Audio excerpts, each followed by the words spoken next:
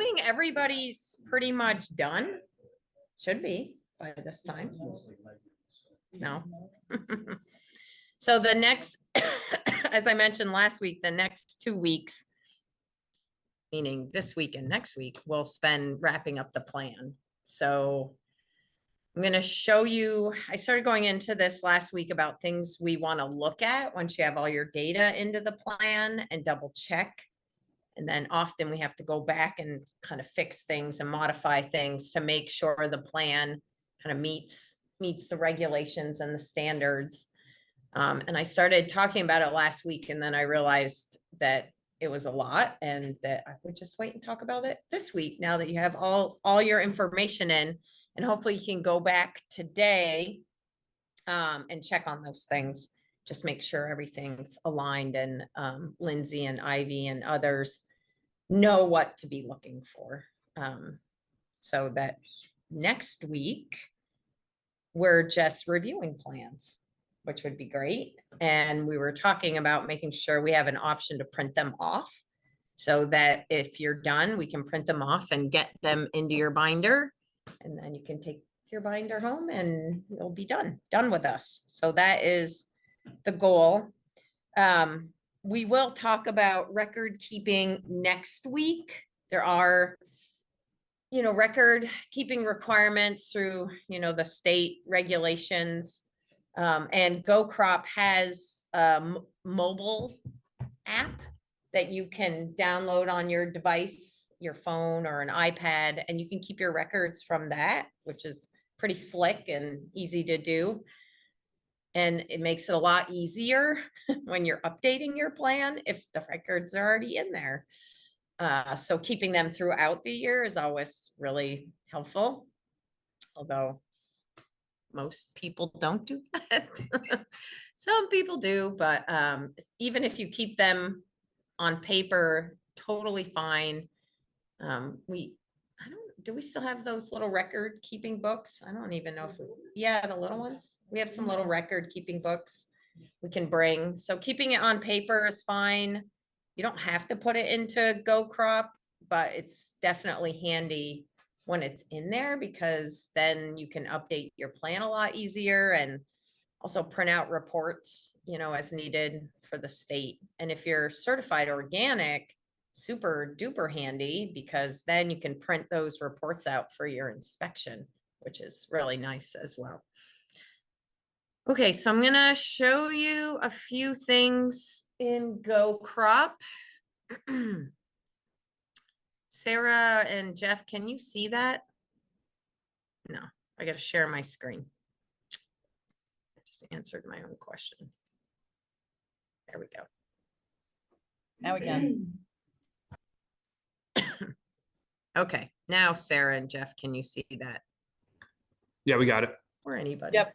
I know. I can see it. Oh, my volume. I can't hear it. They could be answering. Can you see this? Sorry, I had my volume off. Yeah, we see it. Yes, Okay, thank you. All right. Shouldn't put that in your devices. One time, when I first started my job, I got a new computer and I spilled an orange soda on the top of it. Doesn't matter actually what kind of liquid goes on the top of your computer. It's not good. All right. So we're back into our farm. I'm gonna press work with this farm. And that's okay. Good? Yeah, we're good. Okay. All right, so we're gonna go to reporting tools. When you get here, you can see your plan is there, and you're gonna wanna go to the ... Okay, so I brought this up last week, and when your plan is completed, these are all the different reports that we're gonna need to print off. And all of those reports will go in your binder, and that will be your plan, okay?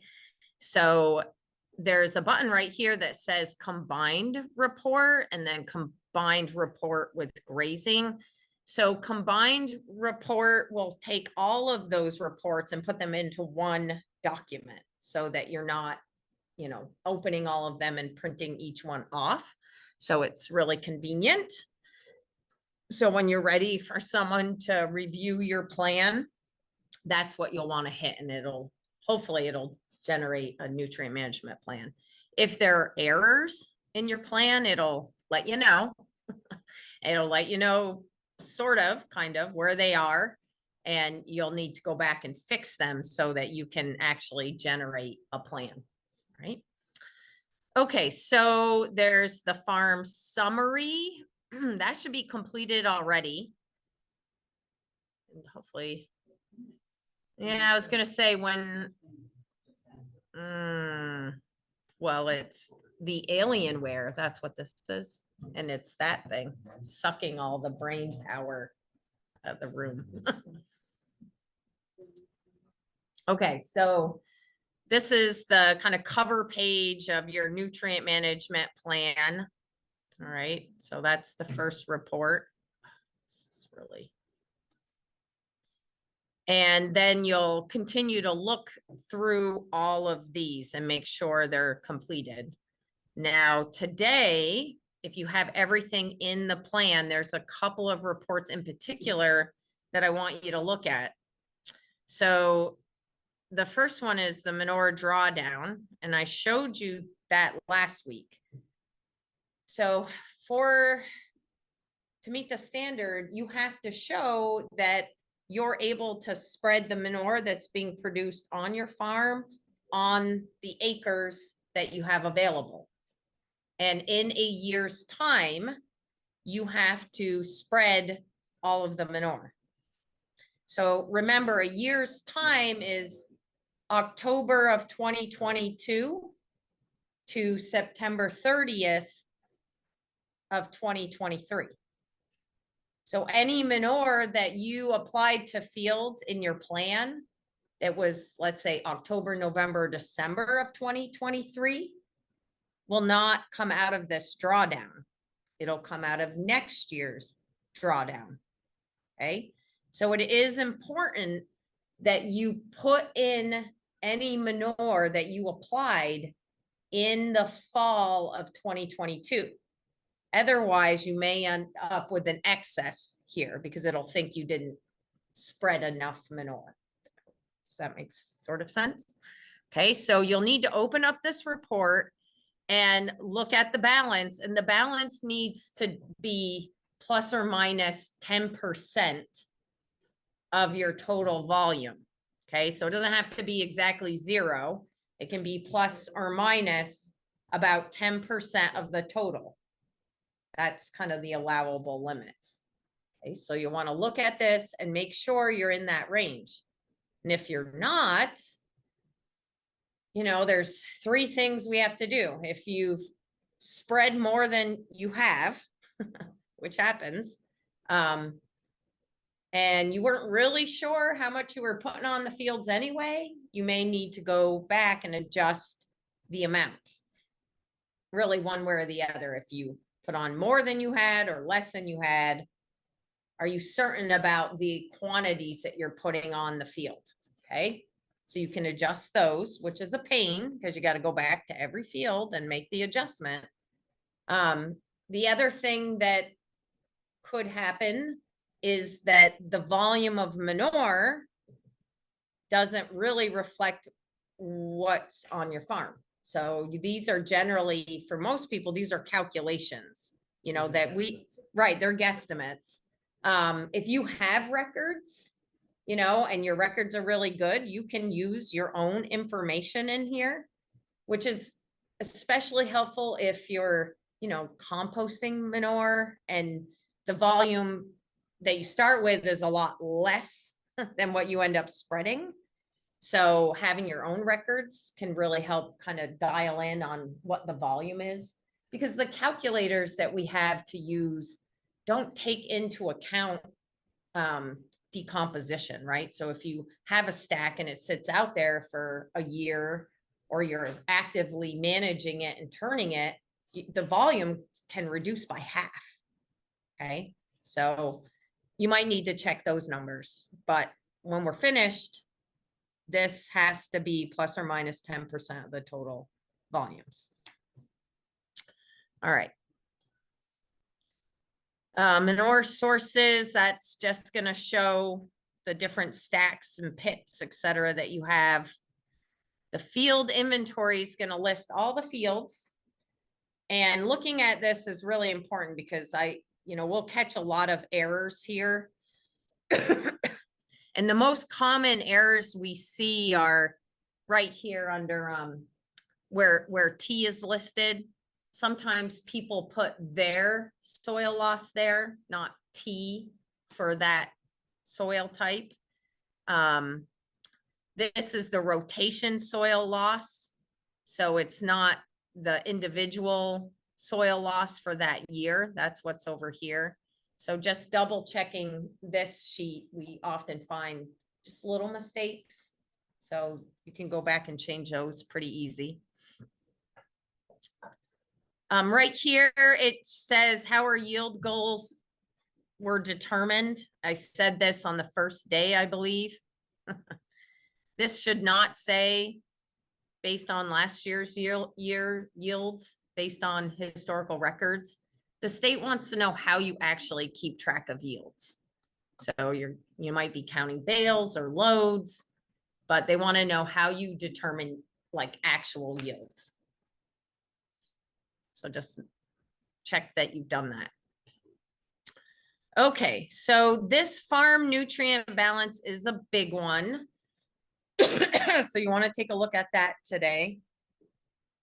And what this report shows you is if you have enough land, theoretically, okay, for the amount of nutrients or manure nutrients that are produced on your farm.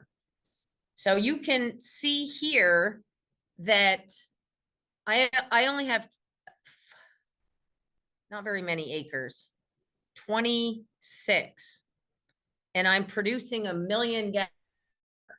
Like clearly 26 acres is not enough land environmentally to apply 1 million gallons of manure. Okay. So what this report is showing me is that these are the nutrients in the first line removed by the crops that I'm growing. Here's the amount of nutrients being supplied by the manure, which you can see is a lot greater than what the crops are going to need. So essentially I'm running a negative balance. Now, negative means that I don't have enough land. And it will say, no, I don't have enough. I need to do something about this. And you do. If this happens for you, we need to figure out why. So sometimes it's because people don't put all their land in their nutrient management plan. People decide that they don't need to put their pastures because the state law says you only need to include fields that you mechanically apply manure to. Sorry, I'm rolling my eyes because pasture is a crop. You should want to know how to grow really good pasture. You should want to know that it needs fertility or not. You should treat it just like anything else. And also, if you don't have enough land for the stored manure, you're going to need the land in your plan to show the state that you actually do have enough land to distribute that manure. Okay. So sometimes we see negatives and there's an easy fix, right? It's like, get the rest of your land in there. Easy that you have enough land. Difficult at this point in class because now you got to put all those fields in there and you may not have soil tests, etc. The other thing we see here is, sometimes people, they don't know their yields, and yields drive how many nutrients are removed from the soil. So if you put 1 ton of dry matter on all your fields, it may say your crops aren't removing enough. And you have to go back and look at your yields and make sure they're realistic, okay? So this is a big one, the manure drawdown and the whole farm nutrient balance. We need to look at those today and try to fix it if these issues are happening for you. Okay, the rest of these, the farm plan summary, manure plan summary, fertilizer plan, crop rotation schedule, those are all reports that are really, they're more for you as the farmer to print out and be able to use throughout the season, because these will put how much manure you're supposed to apply to each field. So having that handy is good, referring back to that, so that you're doing what's in your plan is helpful. If you're using an iPad or you're using your phone, you can bring it up on your phone too. It'll tell you. But these reports are really for you. And then you can kind of keep records on them too if you print them out. Yeah, this is going slow. Keeps going back. 5, 4, 3, 2, 1. I may have a mistake in there too, actually. I don't know. So I don't know if I put, oh, okay. They were just crap pieces.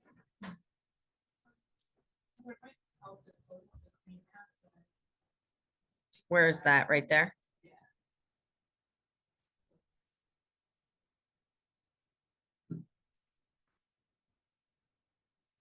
Anyway, maybe it'll come up. This is pretty common when we get to end of class and everybody's trying to generate reports that can slow things down. Okay, so you can see here there's a farm nutrient balance with grazing, farm plan summary with grazing. If you've added in nutrients from grazing in here, then you'll want to print out those reports so that you can see that information. Okay, so on the fields, if you press those, you press the plan. I don't know if this will actually come up. May not. There we go. Close some of these out here. Okay, so here's an individual field. So you'll get one of these printouts for each field on the farm, and you can see it'll show all the information you've put in, the crops you're growing. It'll have the phosphorus index listed, the recommendation details about nutrients you're applying, the manure, when, how much, and fertilizers. And then at the bottom, it shows you a balance, right? So I'm going to go back to this in goCrop because we started talking about this last week and figured we'd touch on it again this week. But really here, what you're looking at are these overages, right? One way or the other. Are you over applying? Are you under applying? By how much, right? So with nitrogen, I guess rule is you cannot apply more than 10% above the recommendation, which sometimes can be difficult when you're just applying manure. So we can, look at that a bit. But if you're over by 10% and then you're adding fertilizer on top of that, that's a no-no. There, you can't approve a plan like that. Okay. So if you're meeting the nitrogen needs with manure, you shouldn't be going in and then adding more nitrogen fertilizer. We can't approve that plan. And with phosphorus, if you're over applying phosphorus, okay, on a low P index, you can do that. On a medium and high P index, you can't do that, right? Hopefully you remember you cannot apply above crop removal. Okay, and in the cases of a high P index, you actually need to be below crop removal and show that you're drawing down phosphorus. If you get a very high P index, you cannot apply phosphorus. So that means no manure, no fertilizer. So we need to look at what's happening in that field. Are there other things we can adjust? If you feel like you need to put manure there, what can we do to modify that? Okay, so that's it. Whew. There are some other reports we'll show next week that have to do with record keeping, but today is really focused on wrapping up your plan, trying to get all the data in, going back and checking to make sure that you've used all your manure, your whole farm nutrient balance looks good, and P indexes, are being followed, right? So I'm gonna go back in here to my field. And here's an example. See, we have a low P index.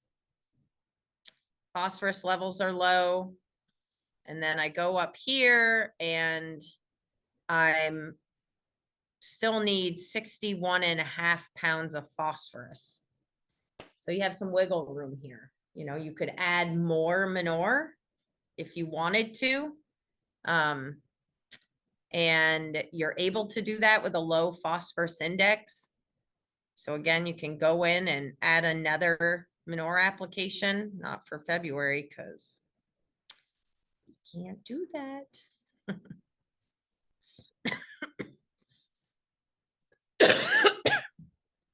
Okay, but as you add,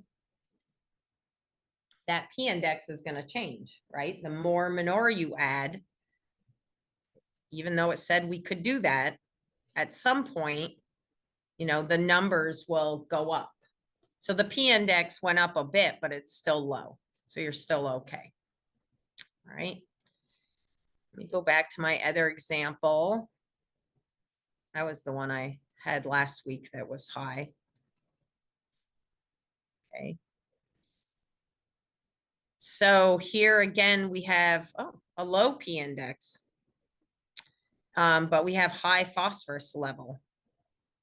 So that's good. We're meeting the standard.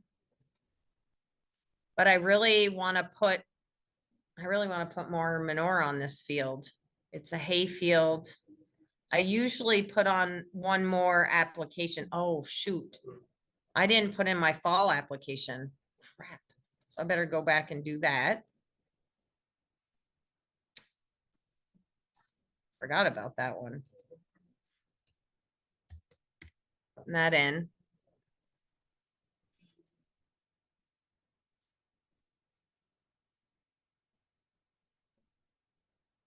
Go. So now I have a high P index. So I went from low to high just by putting in that fall manure application I forgot about, which I need to put in there. I can't change that. I already did it. So now what am I going to do? So now you have to go back and try to adjust something here, right? You got to put on less phosphorus.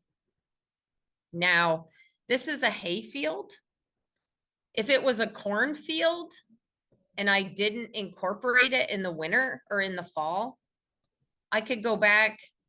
I mean, I can't go back in time, but just to show you.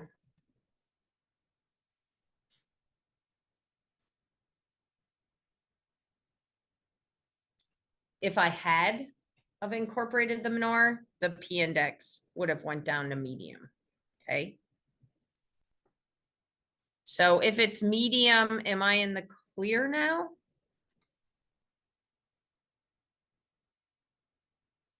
So if you have a medium P index, you can not apply phosphorus above crop removal rate. I think this is a hayfield.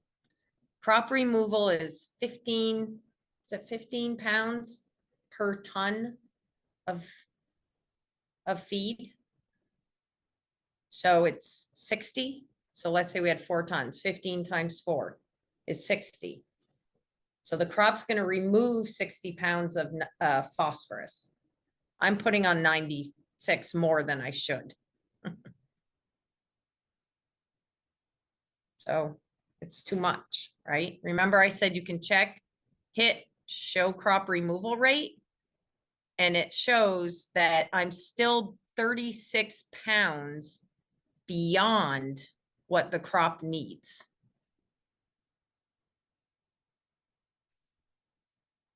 And I can't have that.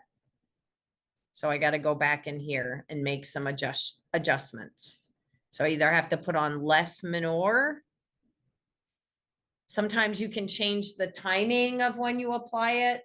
If it's a cornfield and you're not incorporating, can incorporate it more quickly. If you're putting manure on in April, that's a high risk time. You could change it to May 1st. That's not funny, but that's what you can do. But you have to make some modifications. All right. So that's it. Those are all the things that you need to be going through today to be ready to wrap up next week. If anybody finishes and you want me to review the plan, Lindsay, you guys could just email it and I'll look at it. That way for next week, you'll be first in the pipeline to have it reviewed and printed and get out of here. I think that's it. Yes. So a negative number means they're applying too much. Yes. What happens if we have a high positive number? That doesn't matter. Well, it matters agronomically, right? If you're not putting on enough. But that's then your decision to decide if that's okay with you, right?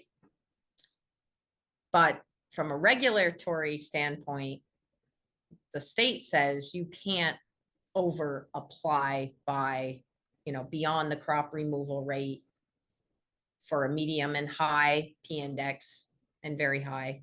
You can't put anything on. And with nitrogen, it's plus or minus 10%. Potassium, there's no regulations around that. But again, if you're deciding not to add fertility when you need it, that is, that's your choice. The state's not telling you you have to fertilize your land. I think it's obviously equally important, but not something they can force you to do. So does that make sense?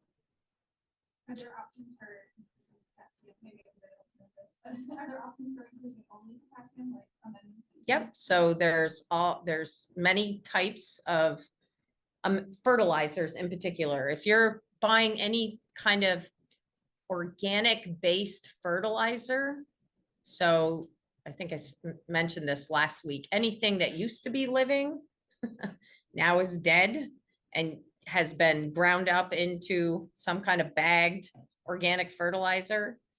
It usually has more than one kind of nutrient, right? So for organic producers, it can be difficult to get single nutrient source fertilizers, but potassium is one that you can get. There's a 0052, it's potassium sulfate that's certified organic. There's Sopomag that has sulfur and magnesium in it and potassium. I think it's 22% potassium. Some of those sources are listed in this book. Okay, on the back, one of the back pages. Not all of them. On page 24, there's kind of a nice list of different kinds of fertilizers. It does not indicate if they're organic or not. Most of these are not organic, but there are a few that are. Like potassium sulfate, Sopomag, you can get organic sources of those. Okay.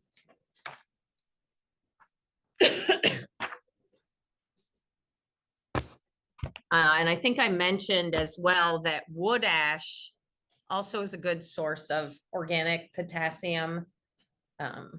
Or it's certified organic or it's approved, I guess. It's also a really good source of micronutrients, boron and manganese and molybdenum. So a lot of people try to use that. Has calcium in it too. So if you need lime, it's a good source of lime or calcium. Yeah. So you mentioned wood ash, and I knew that already, but wood chips, why don't that act the same way, Right. So like mixed in the water? yeah, well, eventually it would, right? I mean, there's still carbon in it. So wood ash is burnt wood, right? So, but what's left is primarily what didn't burn. So what burns is a lot of the carbonaceous material. So you're left with mostly minerals at that point. There's still some carbon. So eventually, yes, you would get a bunch of nutrients out of wood chips, but it's going to take time because biology has to work at breaking it down. So the same thing like that with. Yeah.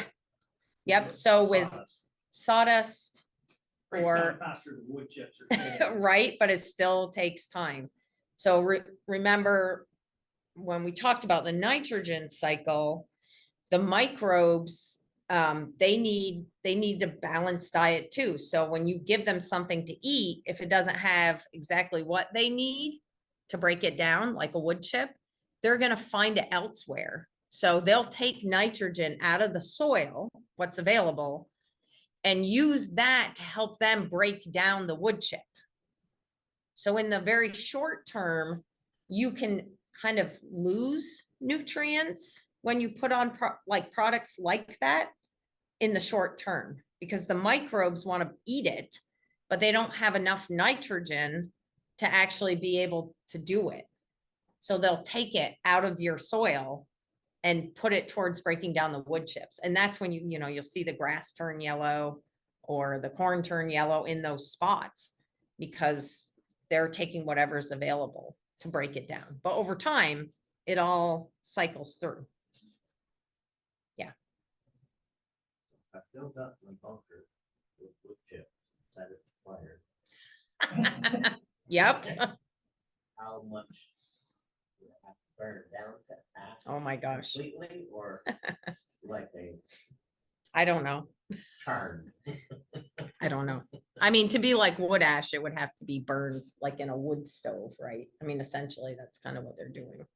And products like biochar that people are hearing a lot about, those are just burned at really, really high temperatures to create these sort of compounds that have a lot of negative charge on it and like a lot of surface area. So people have been using those to build up stable carbon in the soil and to get other benefits sort of out of it. But yeah, there are portable biochar machines, Luke, you can get and start your own biochar business. You gotta get the wood to raw. Yeah, That- before you put it on the field, really, if you want it available quickly. Otherwise, yeah, eventually it's gonna break down in the field too. It's gonna take a while. So wood chip in a big pile, long term, Yeah. couple years would probably work. Yep. All right. Go for it.